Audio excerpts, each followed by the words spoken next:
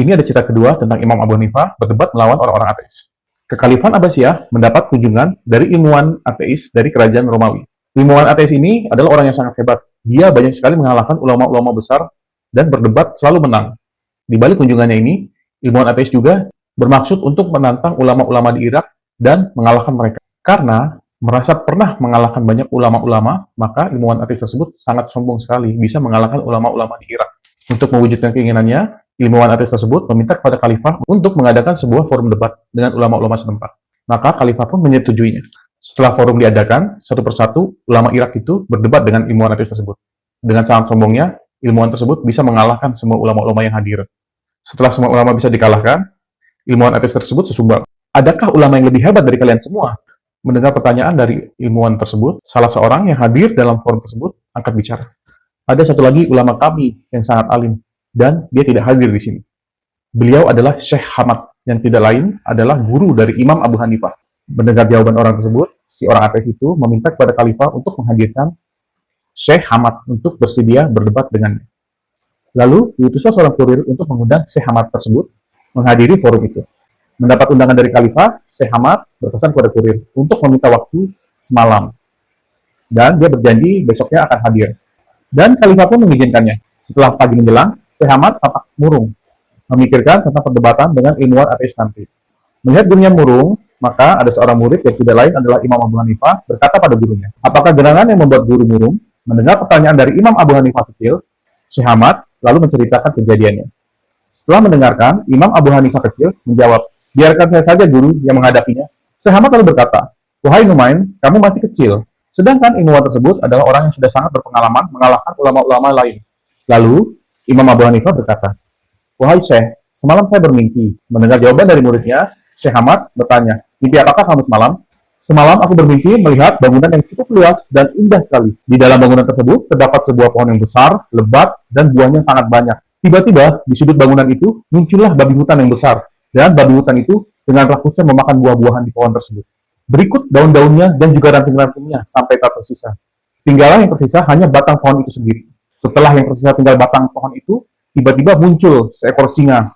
Dan singa itu membunuh babi hutan tersebut. Setelah bercerita, Imam Abu Hanifah berkata kepada syekhnya, wahai Syekh, sesungguhnya Allah Ta'ala telah menganugerahkan kepadaku ilmu menafsirkan mimpi. Mimpi saya ini ialah pertanda baik bagi kita dan pertanda buruk bagi musuh-musuh kita. Jika saya berkenan, maka saya akan menafsirkan mimpi itu. Maka Syekh Hamad berkata, baiklah muridku, silahkan ceritakan. Lalu Imam Abu Hanifah kecil bercerita, bangunan besar tadi ialah agama Islam. Buah yang banyak itu ialah para ulama. Sedangkan batang yang tersisa itu adalah engkau, wahai Syekh. Babi hutan itu ialah orang ateis tadi, dan singa itu adalah diriku. Setelah menjelaskan tafsir mimpi tadi, Imam Abu Hanifah kecil meminta izin kepada Syekh untuk berdebat dengan ilmuwan ateis tadi. Lalu Syekh memberikan izin kepada Imam Abu Hanifah. Kalau memang demikian, maka kita berdua segera berangkat ke forum yang sudah diundang oleh khalifah itu. Mari kita berangkat sekarang juga memenuhi undangan khalifah. Tapi kalau ditanya ilmuwan tersebut kamu siapa, saya menjawabnya apa?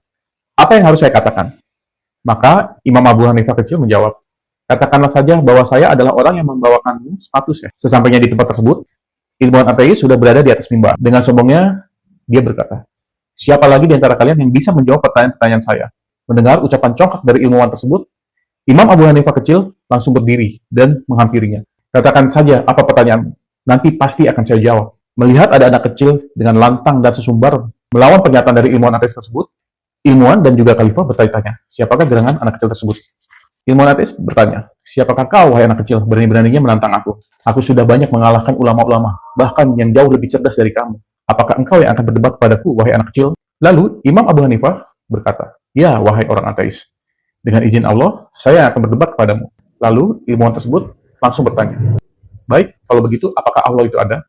Mendengar pertanyaan tersebut dengan entengnya, Imam Abu Hanifah menjawab, iya ada. Lalu, orang ateis tersebut kembali bertanya, di manakah ia sekarang berada? Imam Abu Hanifah kecil menjawab, Allah tidak bertempat dimanapun, wahai ateis. Lalu, imam ateis tersebut membalasnya, bagaimana bila sesuatu yang tidak bertempat bisa dikatakan ada? Kemudian, Imam Abu Hanifah menjawabnya, jawaban tentang pertanyaanmu tadi ada di dalam tubuhmu. Kemudian, ilmuwan tadi menjawab, apa itu? Imam Abu Hanifah kecil melanjutkan, apakah di tubuhmu terdapat ruh? Ya, kata ilmuwan tersebut. Lalu, di manakah letak ruhmu itu? Apakah ada di kepala, di perutmu, atau di kakimu? Mendengar jawaban dari Imam Abu Hanifah kecil, sang ilmuwan tersebut terkaget-kaget dan tergagap-gagap. tampak kebingungan. Sambil menunggu jawaban dari ateis tersebut, Imam Abu Hanifah meminta segelas susu kepada panitia. Lalu diberikanlah segelas susu. Dan Imam Abu Hanifah mengajukan pertanyaan berikutnya. Wahai ateis, kamu melihat susu ini? Sekarang saya akan bertanya kepada kamu. Apakah susu ini mengandung lemak? Ya, benar mengandung lemak, kata ilmuwan tersebut. Lalu, di manakah posisi lemak tersebut di dalam susu ini? Di permukaannya atau di bawahnya? Mendengar jawaban tersebut, orang ateis tadi terlihat pucat pasi dan terlihat raut kebingungan di wajahnya. Lalu, Imam Abu Hanifah berkata, sebagaimana tidak ditemukannya tempat ruh di dalam tubuh, begitu juga lemak di dalam susu, maka begitu juga tidak akan ditemukan tempat bagi Allah di alam semesta yang merupakan ciptaannya ini.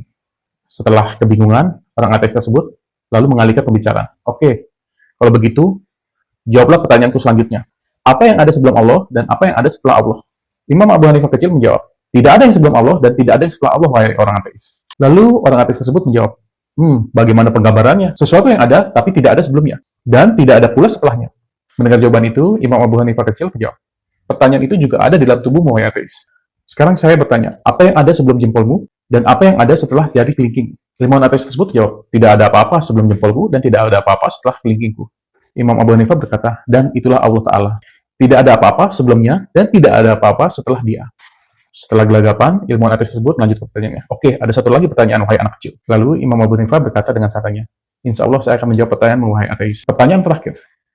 Apa yang saat ini sedang dilakukan oleh Allah? Mendengar pertanyaan ilmuwan tersebut, Imam Abu Hanifah berkata, sebelum menjawab pertanyaan kamu, apakah tidak sepantasnya bagi orang yang menjawab berada di atas mimbar, dan bagi orang yang mendengar pertanyaan berada di bawah mimbar?